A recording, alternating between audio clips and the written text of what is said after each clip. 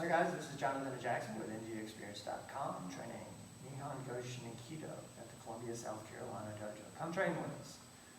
Today's topic is the two-hand lift up, which is in the third set. Jackson has been promoted to blue belt, and we went ahead and started even though the belt is not arrived and the certificate is in the mail.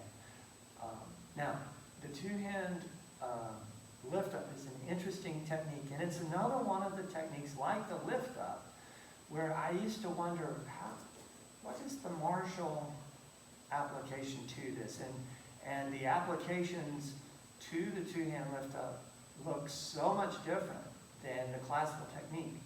But last night I was thinking about the two-hand lift up, and all of a sudden I had this Sensei Georgie-esque epiphany, and I wanted to show that today. So the two-hand lift up. If we are doing it by the book, what you see is we get proper mai, which is me being able to put my hands on his shoulder, and then we reach out, right? Drag down his forearms, like pulling him down, kind of bent over to him. Okay? It won't look like that when we do it fast, but I will slide from here down to basically the neck of his wrist, and it'll stop, okay? And I'll be holding with just pretty much these two fingers, and my key finger will be pointed out, so it'll look like that. Now that's happening as I'm stepping back into a hami, lower my center, and then I begin to pull him onto me. And so the first part looks like this, and you can see how he's coming into me. Now this hami is a hard hami to strike. This knee is pointing directly toward, this way, and the other knee is pointed that way. And then my chest needs to be rotated so that it's right from him. Okay?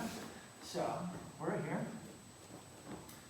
My mind. And I pull, and as he begins to come, I rotate his wrists underneath it.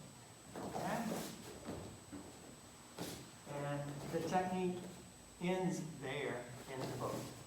Now, the Jim Georgie-esque epiphany that I had last night is that the technique doesn't end there. I mean, it ends there in the book, but it doesn't have to end there. It actually ends in a throw. And so, I'll show you kind of what we're talking about. So, when I get to the finishing position right here, if I continue to push up with this hand and drop this hand, it'll create a throw for uke that uke will have to take. So it'll look like this. And that's the finish. And so what is happening again? I've got the lock on. He's up on his toes. I take that hand off and continue to push the top hand up. And the pain from the top hand, or the steel grip, tops him involuntarily. So it looks like this. The finish will be something like that. Now, no one showed this to me. Like I said, it's an epiphany last night. I was thinking about the Daichi Jiu-Jitsu technique, age-aki, and it occurred to me that age-aki, when you see them doing it, they're grabbing nage, and the nage does the technique, right? This is very similar to that, except I'm grabbing and doing the technique. So, something to think about. The throw. The points of doing the technique to the tap are legitimate.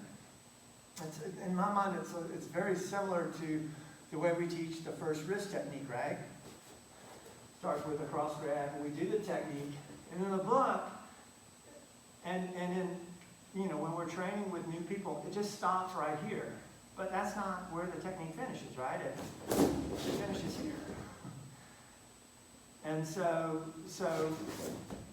this is, looking at the two-hand lift up from the perspective of where does it actually finish, not where does Naga necessarily tap without rolling. And so another cool thing about the two-hand lift up is that it can be applied in anything. Once you learn it, anytime you have that grip, you can place that on. But that'll be in another video on two-hand lift up applications. So thank you for watching. This is Jonathan and Jackson with ngexperience.com. Love to hear your comments.